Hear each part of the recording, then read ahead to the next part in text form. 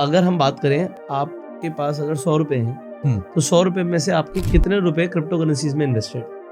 मेरा large part of portfolio is in crypto currencies, large part of my net worth is in crypto currencies. और मुझे लगता है कि over a period of time जो भी लोग होते हैं क्रिप्टो में, उनका ये हो ही जाता है ओके, कि bulk of their net worth will start to become. So ये कब से आप इन्वेस्टेड हुई है, जो बड़ा वाला हम बोलते हैं परसेंटेज हमारी नेटवर्थ उसमें? हाँ, तो वो जब चालू किया था तब छोटा था, फिर वो बड़ा हो गया क्योंकि when did you start? I started in 2015। 2015? तो थोड़ा चांसिंग अराउंड, ज़्यादा ध्यान नहीं दिया। देन 2016 में seriously investing, seriously accumulation, but I have been at it through the cycle. 2020 में मैंने खरीदा, और अभी भी अगर मेरे पास कुछ पैसे बचेंगे तो मैं खरीदूंगा। सो यू आर बाइंग, जैसे आपने बोला बीच में मैंने रिपल निकाल दिया, तो बीच में आपने खाली भी किया अपना पोर्टफोलियो? हाँ, बीच में मैंने बेचा भी है, पर उस टाइम पे मेरा पोर्टफोलियो भी बहुत छोटा था। On the basis of technical analysis और व्हाट, और news? On the basis of technical analysis और न्यूज़, या फिर sometimes lack of information for their of. तो कई बार जब न्यूज़ आती है तो आप रिएक्शन मोड में भी होते हो। तो जब रिपल की न्यूज़ आई थी पास्ट में, विच वाज अराउंड 2020, तब काफ़ी प्रेशर था रिपल के ऊपर। और ऐसा नहीं होता है कि आप सारी चीज़ें प्रॉफिट में ही लॉक करोगे, लॉसेस भी हुए। In fact some of the decisions that I regret are selling too early and selling in losses, whereas if you hold over a long term, you can make profits, but then again, like I said, you have to research and you have to buy into the story. आपको confidence तभी आएगा जब आप उसके बारे में research करोगे। और देखिए, मैं भी अपना पोर्टफोलियो ना अलग रखता हूँ। इन्वेस्टिंग पोर्टफोलियो एक अलग है और ट्रेडिंग पोर्टफोलियो एक अलग है। मिक्स नहीं करना चाहिए, क्योंकि वो साइकोलॉजी बहुत अलग होती है। जो डिसीजन मेकिंग के रीजंस होते हैं ना, 97 पे मुझे, अभी 4 दिन पहले जब फेड न्यूज आई, इन्वेस्टिंग के पॉइंट ऑफ व्यू से मुझे 105 पे बिटकॉइन हैवी लग रहा था। बट सॉरी, ट्रेडिंग के पॉइंट ऑफ व्यू से। पर इन्वेस्टिंग के पॉइंट ऑफ व्यू से मेरे को लगता है कि हाँ, लॉन्ग टर्म में मुझे अभी भी ठीक लगता है, क्योंकि अभी भी काफ़ी चीज़ें चालू हुई हैं। जनरल मैक्रो इकोनॉमिक हेल्थ अगर ठीक है तो आई वुड से कि हाँ, इन्वेस्टिंग के पॉइंट ऑफ व्यू से ठीक है। तो it's a good idea to separate out those portfolios. That is something that I do for my self. And अच्छी चीज़ ये है कि हमारे प्लेटफॉर्म पे वो अपने आप हो जाता है, क्योंकि हमारे प्लेटफॉर्म पे क्रिप्टो तो है ही नहीं, सिर्फ INR है। और सिर्फ INR लाओ, INR ले जाओ, तो आपकी क्रिप्टो होल्डिंग आप अलग से रखो। और यहाँ पे हमारे प्लेटफॉर्म पे जो भी आपकी एक्टिविटी होगी वो ट्रेडिंग एक्टिविटी होगी।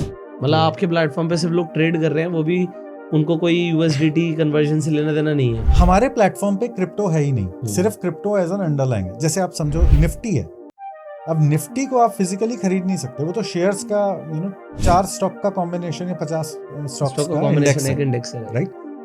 तो वैसे ही हमने बिटकॉइन का एक इंडेक्स बनाया कि 3 जगह से हम बिटकॉइन का प्राइस लेके एक इंडेक्स बनाएंगे। अब इसके ऊपर आप फ्यूचर्स एंड ऑप्शंस ट्रेड करोगे। अब जब आप ट्रेड करोगे, लॉन्ग या शॉर्ट जाओगे, तो आप जो मार्जिन रखोगे वो इंडियन रुपी में होगा, और जो आपका प्रॉफिट एंड लॉस होगा वो भी इंडियन रुपी में होगा। तो सब कुछ ही बायर और सेलर दोनों का, मान लो मैं लॉन्ग गया और आप शॉर्ट गए, तो मैंने भी INR रखा, आपने भी INR रखा, मेरा भी प्रॉफिट आपके अगर हुआ तो INR में हुआ, आपका लॉस हुआ तो INR में हुआ। तो नेट सब पार्टिसिपेंट्स का INR ही है। तो INR लाओ और INR ही ले जाओ, क्रिप्टो है ही नहीं। क्रिप्टो है ही नहीं मतलब आप कह रहे हो वो हैकिंग का वो प्रॉब्लम ही खत्म है? वो भी खत्म। जो लोग कहते हैं कि वॉलेट में पैसे रखे थे और पैसे से हमने क्रिप्टो लिया तो क्रिप्टो हैक हो गया, वो नहीं हो सकता हमारे, क्योंकि आपके यहाँ जो INR है वो बैंक में डिपॉजिट हो रहा है। वो पूरा बैंक में है, तो आपका जो ट्रस्ट है वो पूरा इंडियन बैंकिंग सिस्टम वाला ट्रस्ट है, पीछे on the custody of funds, right?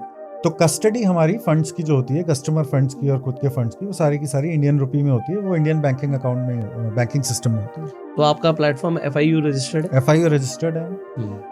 देखिए, everyone who is in crypto, आप जनरली मैं सारी ऑडियंस को कहूंगा कि अगर आप बिजनेस कर रहे हैं तो FIU रजिस्टर्ड प्लेटफॉर्म्स पे करें। इंडियन गवर्नमेंट ने ये बोला है कि अगर आपको क्रिप्टो में काम करना है तो आप FIU रजिस्टर्ड प्लेटफॉर्म से डील करें। और हमारा ये बहुत क्लियर है, हम हाई ऑन कंप्लायंस है, सारी चीजें हम प्रॉपर रस्ते करते हैं, क्योंकि हमारा व्यू ये है कि हम जो भी बनाएंगे लॉन्ग टर्म सस्टेनेबल होना चाहिए। तो हमारे प्लेटफॉर्म पे आपको कंप्लायंस की कोई चिंता करने की जरूरत नहीं है। ये सारी, जैसे FIU रजिस्टर्ड है, जो भी सारे नॉर्म्स हैं हम फॉलो करते हैं। आपका पैसा इंडिया के कहीं बाहर नहीं जाता। इंडियन बैंक, जो मैंने बताया कि इंडियन बैंकिंग सिस्टम में रहता है, तो कहीं बाहर नहीं जा रहा। तो आपका पैसा किसी फॉरेन प्लेटफॉर्म पे नहीं जा रहा है, इसका ना हम ले जा रहे हैं ना आप ले जा रहे हैं, इनडायरेक्टली कुछ नहीं हो रहा है। तो इसका मतलब आप आपका पैसा पूरा इंडिया में रह रहा है, आपको कोई फॉरेन एक्सचेंज का जो कंप्लायंस होता है वो सब देखने की और सोचने की कोई ज़रूरत ही नहीं है। और पैसा पूरा इंडिया में, आप अपने हिसाब से आराम से इंडियन कंपनी से डील कर रहे हैं और सारे पार्टिसिपेंट्स प्लेटफॉर्म पे इंडियन है। तो लिक्विडिटी प्रोवाइडर भी इंडियन है, लिक्विडिटी कंज्यूमर भी इंडियन है, सब कस्टमर्स, कॉर्पोरेट और इंडिविजुअल सारे इंडियन है। तो ये सब चीज़ें हमने ध्यान में रख के इंडिया के लिए स्पेसिफिक सॉल्यूशनिंग करी है हमने। हमें ये लगा था कि अगर इंडिया को बड़ा मार्केट बनना है ना क्रिप्टो करेंसी में, तो यहाँ की जो प्रॉब्लम्स हैं उसके हिसाब से सॉल्यूशन देना पड़ेगा। ये ऐसा अभी जो ग्लोबल प्लेटफॉर्म्स है ना, उन्होंने ग्लोबल लोगों के हिसाब से सॉल्व करी है, राइट। हमें अपने हिसाब से सॉल्व करना, और हम इंडियन है तो हम इंडियन प्रॉब्लम्स को समझते हैं। जैसे यूपीआई से डिपॉजिट करना। हाँ, अब यूपीआई से डिपॉजिट है, वर्ल्ड में कहीं नहीं है, हम ही दे रहे हैं ना, इंडिया ही दे रहा है जाके। It's such a brilliant solution, right? It's a brilliant solution. आपको इतना फास्ट ट्रांसफर वर्ल्ड में कहीं नहीं मिलता, राइट। और इतना fast, secure, available through, easily available through multiple mobile apps.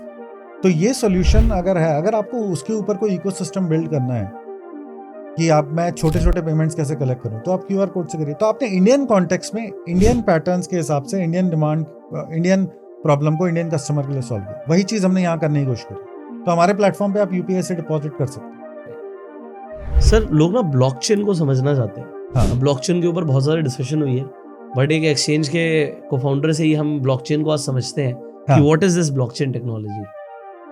तो मैं इसको समझाता हूँ बहुत ही सिंपल तरीके से, है ना। और ये मुझे मेरे प्रोफेसर ने समझाया था, जो कि मैं इंडियन स्कूल ऑफ बिजनेस का भी एलुमनाई हूँ, वहाँ के प्रोफेसर हैं। उनका मैंने सेशन अटेंड किया था actually 2017। That was an I opening session for me, क्योंकि मुझे भी नहीं समझ में आ रहा था। That's a time when I was getting into it. तो उस सेशन में उन्होंने एक चीज़ समझाई थी और वो काफ़ी काम की। तो ब्लॉकचेन कुछ नहीं होता है। ब्लॉकचेन ये होता है कि जो भी ट्रांजैक्शंस हुए ना, वो सारे के सारे हम पब्लिक कर दें। कि मान लीजिए मैंने पुष्कर से 10 रुपए उधार लिए, ये ट्रांजैक्शन हमने पब्लिक कर दिया, तो अब सबको पता चल गया कि भाई पंकज ने पुष्कर से 10 रुपए उधार लिए। अब इसे कोई पेपर वर्क फिर पीछे करने की जरूरत नहीं, ठीक है। अब कल को मैं आके ये नहीं कह सकता कि मैंने उधार नहीं लिया, क्योंकि हमने ये सोशली डिक्लेयर कर दिया। तो ये सारे ट्रांजैक्शंस जो है ना, जो भी ट्रांजैक्शंस हो रहे हैं, इन सबको आप पब्लिकली एक्सपोज कर दोगे, कि पब्लिकली डिक्लेयर कर दोगे कि वॉलेट ए ने वॉलेट बी में एक्स अमाउंट भेजा। तो इसमें 3 चीजें होनी चाहिए। एक तो वॉलेट ए से एक्स कटना चाहिए, वॉलेट बी में एक्स आना चाहिए, ताकि ए दोबारा किसी और को वही पैसा ना दे दे। ऐसा भी तो हो सकता था कि आपने 10 रुपए मुझे बोले कि पंकज तुम्हें भी दे रहा हूँ, और किसी और को भी बोल दिया कि तुमको भी दे रहा हूँ, तो आपने तो डबल स्पेंडिंग कर दी। थे तो आपके पास 10 ही, आपने बेच दो को कमिट कर दिया। ऐसा तो होता ही है ना चीजें। तो ये सब नहीं हो सकता, क्योंकि सबको आपने पब्लिक कर दिया कि ए ने बी को 10 रुपए दिए, तो ए से कटा, बी को रिसीव हुआ, और अगर ये कॉन्ट्रैक्ट में ये है कि अगर ये बोरो है तो ये वापस जाना। बी ये नहीं कह सकता कि मैंने ये 10 रुपए कभी लिए ही नहीं। ये है बेसिक कॉन्सेप्ट ऑफ ब्लॉकचेन।